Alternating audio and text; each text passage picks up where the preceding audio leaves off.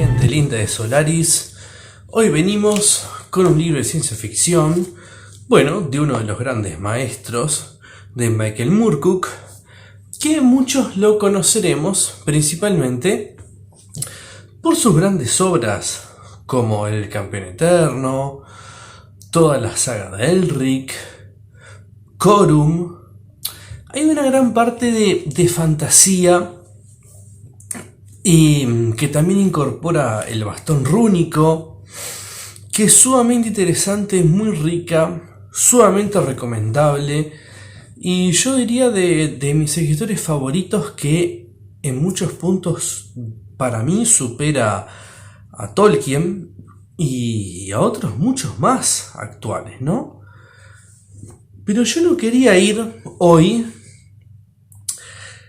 a una obra de las típicas de él, ¿no? No quería ni hablar de Elric, ni de cómo influyó en el metal progresivo, desde el tema Stormbringer, de también toda la parte inglesa de aquella época, ni en bandas de metal más pesado, que también tomaron letras referidas a Elric y a otra de las partes de toda su mitología de fantasía heroica que él magistralmente ha escrito.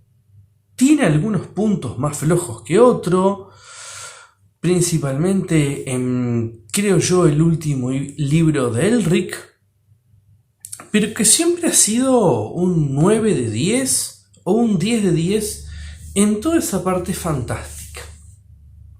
Pero ¿qué pasó? Resulta que me encontré con que no solamente de fantasía vive el hombre. Y Michael Moorcock en el 65 escribió El Programa Final, que es este libro que tengo acá, con una de las tapas más feas que Minotauro nos pudo dar en todos los tiempos, con el auto que maneja el personaje principal del que ahora vamos a hablar, ¿no? Hay otras ediciones más sesenteras y sesenteras, por decirlo así, que van a ver algunas miniaturas que superan en diseño gráfico a este esperpento que nos da Minotauro, donde solamente se ve a un coche. Pero bueno, es lo que hay en estas ediciones en español. Pongámonos al día. No estamos hablando de una obra de bolsillo que fue escrita así a medio pelo, ¿no? La tetralogía de Jerry Cornelius incluye 4 libros. Empieza con El Programa Final, que es el que vamos a hablar hoy, Una cura para el cáncer, El asesino inglés y La condición de Muzak. El Programa Final fue Premio Guardia en 1977. Estamos hablando, en este caso, de un libro que fue escrito en 1965, traducido por Matilde Horn, en este caso para Minotauro, y recién salido al español en el 79 para Hispanoamérica por esta editorial de la que venimos hablando, con este diseñador gráfico que debe haber tardado 1 minuto y medio para hacer esta cubierta, que viene en una línea editorial que manejaba Minotauro en aquella época muy minimalista, que realmente bordeaba con el mal gusto. Pero bueno, es lo que hay valor. Leamos un poco lo que dice aquí, ¿no? La contratapa, antes de ir con algunos detalles. Michael Moorcock, rechazando las disputas de límites que han reducido la novela a una confusión de subgéneros en conflicto, recobra en estos 4 volúmenes una vitalidad y una amplitud proteicas que pudieran llamarse dickensianas si no pertenecieran tan por completo a nuestro tiempo volátil. En verdad, en ninguna obra reciente de ficción ha manejado mejor las contingencias vertiginosas de la imaginación del medio siglo que esta brava arlequinada de juegos de identidad, realidades falsificadas, historias paródicas y un pobre y ordinario apocalipsis. Eso dice W.L. Webb de The Guardian, siendo un poco pedante. Aquí tenemos otra parte de la reseña, la segunda, ¿no? Moorcock ha creado una figura capaz de moverse a través de las versiones míticas de los problemas de hoy, sin intentar situarlas o situarse a sí mismo en contextos simplificados. Una ficción semejante en un mundo de imaginación escasa es un don necesario, dice Harper's Bazaar. No hay más datos sobre quién es. Después vamos a una breve biodata para ponernos en campaña. Michael Moorcock nació en Inglaterra, ha publicado más de 50 libros y fue animador principal de la serie de revista New Worlds, que introdujo el término ficción especulativa, del que ya hemos hablado muchas veces, una literatura moderna, coherente y vital. En el programa final, primera de una serie de 4 novelas independientes, anticipa la herencia decepcionante y caótica de la década del 60, un dorado presente en el que todo parecía instantáneamente posible. Aquí hay una cosa que nosotros tenemos que ver, que es fundamental. En los años 60 creo yo que fue como una especie de cúspide en algunos puntos, tanto literarios como sociales, donde se pensaba que todo podía llegar a ser posible. Ya desde la carrera lunar, alunizajes, viajes a Marte, misiones soviéticas, americanas, y después viene esa gran crisis de los 70, muy cargadas de oscuridad, y después una especie de revitalización en los años 80. El programa final es un libro que es un testigo de los años 60. Michael Moorcock plantea a Jerry Cornelius, un millonario excéntrico, una especie, como imagínense, como algo parecido como un Austin Powers, por decirlo de una forma, pero no gracioso, sino con glamour, y plantea la sexualidad en la obra como ambigua. O sea, al principio plantea una relación gay y también después hay como unos toques bi, y plantea como que en un futuro la sexualidad iba a ser cuestionada y transgredida. Jerry posee por derecho de nacimiento los microfilms que están en su mansión del programa final. Esa gran computadora capaz de darnos una verdad relacionada con el andrógino. Que eso ya lo van a ver cuando lean el libro o vean la película. No quiero entrar en detalles sobre esa parte. La contrapartida de Jerry Cornelius es su hermano Frank, que tiene capturada a su hermana. Ellos tienen unas pistolas de agujas, un elemento muy conocido en la ciencia ficción. Se ha hablado mucho, como esas. En vez de pistolas láser, han aparecido en muchas novelas la pistola de agujas. Un elemento muy interesante también, ¿no? Y juega un papel crucial. Pero hay más.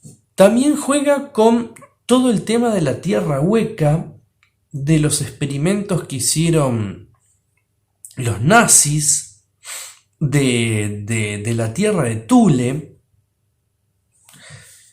Y entonces ahí se empiezan a unir las partes del programa final, ¿no? Hay una parte muy interesante del libro donde Jerry hace el asedio a su propia casa, a su castillo, en la búsqueda de su hermana.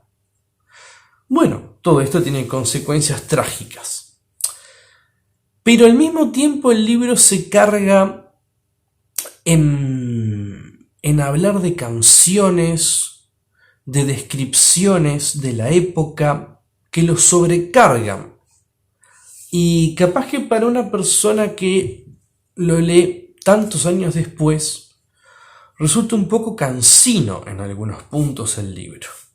Me parece que es un producto muy determinado de su época. Por algo fue premio en los años 70. Pero pierde un poco de validez y ya no es tan fresco cuando uno lo lee en el 2021.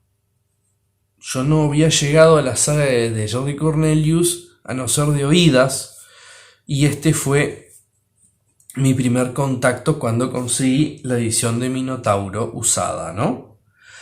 ¿Qué más podemos decir? Bueno, obviamente hay referencias a Thule con todo eso del reino sumergido en el centro de la Tierra. Aparece obviamente la típica figura de esa especie como de persona que se encarga de las tareas de la casa. Y también aparece la señora Brunner, que es un personaje muy importante, como una gran figura de gran glamour, ¿no? Están presentes en todo el libro temas, referencias, drogas, sexo, Londres, decadencia de Europa, referencias mesiánicas y referencias a la religión hindú y las eras de la religión hindú. Es un libro que vamos a hacer las cosas más sencillas y más cortas. No es la obra cumbre de Michael Moorcock. Para arrancar con este gran autor, podemos empezar con otros libros, sin duda. Es poniéndole una nota, si uno tuviera que llegar a por aclararlo de alguna forma, entre un 6,5 llegando a un 7. La parte final es mucho más interesante que toda la parte del principio. Cuando ya empezamos a ver de qué trata el programa final, cuando ya vemos los cerebros suspendidos en líquido, ahí empezamos a ver que la cosa empieza a funcionar y cómo esos juegos de sexualidad y cómo todo ese glamour de los años 60 y 70 en Inglaterra, situémonos en toda esa época, y ustedes lo van a ver en las miniaturas que yo puse de otras tapas, de otras ediciones, y no el esperpento de Minotauro, vemos que ya la cosa adquiere otros tintes, ¿no? Y uno se imagina con esa descripción de ese personaje con botas y ese pelo largo, algo muy interesante. También hay un tema que aclarar. Es un libro ilustrado. Ustedes van a ver aquí las ilustraciones que tiene el libro. Es muy raro eso en un libro que no es de fantasía, que suelen estar ilustrados a veces, y los libros de ciencia ficción no suelen estarlo, solo a veces pueden tener muy buenas tapas y pinturas, como hemos visto. Pero esto es una mezcla muy sesentera y setentera que Michael Moorcock se animó a hacer, y le funcionó, porque es una tetralogía que ha tenido una gran fama. A mí no me ha convencido totalmente este primer volumen, ¿no? Fue premiado en el año 77, como veníamos hablando, premio Guardian. Plantea una cosa muy interesante con el andrógino, el mito del andrógino perfecto, la división del hombre y la mujer. Plantea, como decía, muchos puntos religiosos, como el Kali Yuga.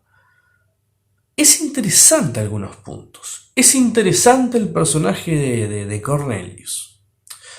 Pero, ¿por qué este video tardó un poquito más en salir?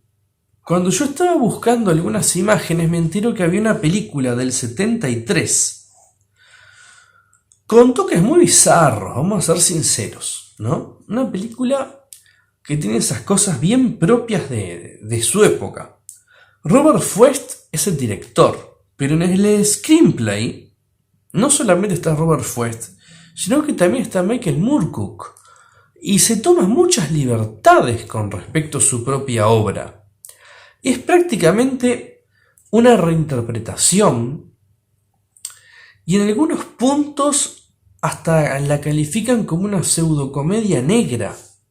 O sea, hay un momento donde pasamos de una computadora gigante que incluye una caverna entera donde estuvieron los nazis y donde hubo todo un proyecto secreto, que ahora es el proyecto final.